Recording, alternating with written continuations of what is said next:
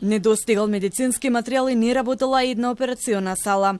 Здравствените инспектори утврдиле дека на државна кардиохирургија немало услови за изведување на итна интервенција кај пациентот Тони Ангелковски кој почина чекајќи во здравствените ходници.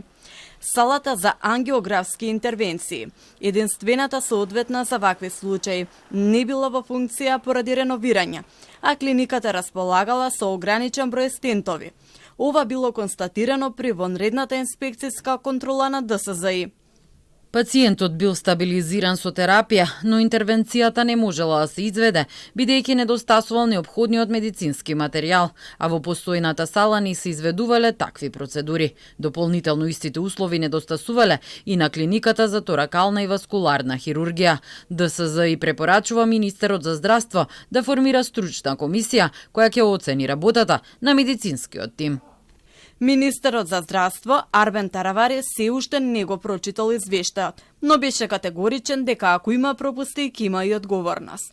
Повтори дека ќе се формира стручна комисија која ќе проверува дали има грешка кај здравствените работници кои го лекувале Ангелковски. Министерот објаснува дека ако не работи операционата сала на кардиохирургија, пациентите за иста интервенција може да се оперираат на други клиники. Сите сме потенцијални пациенти, на сите може да ни се случува.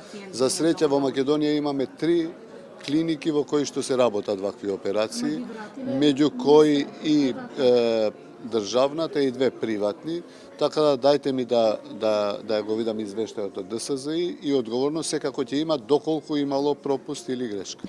На 8 април Тони Ангелковски, 57 годишен пациент, бил префрлен од ГОП 8 септември на државната кардиохирургија како итен случај со болки во стомакот и градите. По направените испитувања од клиниката му соопштиле дека нема слободна сала за операција, а на торакална хирургија биле расипани апаратите. Пациентот бил упатен во приватна болница, но и таму ги немале потребните материјали, пошто Ангелковски повторно бил вратен на кардиохирургија каде починал. Семејството обвинува за лекарска негрижа и бараат одговорност за смртта на Ангелковски.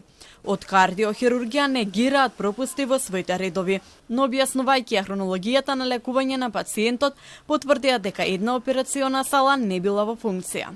Меѓу аргументите што ги понудија преку соопштение беше и тоа дека со евентуалната интервенција во друга сала која не била соодветна за ваква операција, шансите за преживување на пациентот биле само неколку проценти. Оттаму потенцираат и дека семејството одбило обдукција за причините за смртта.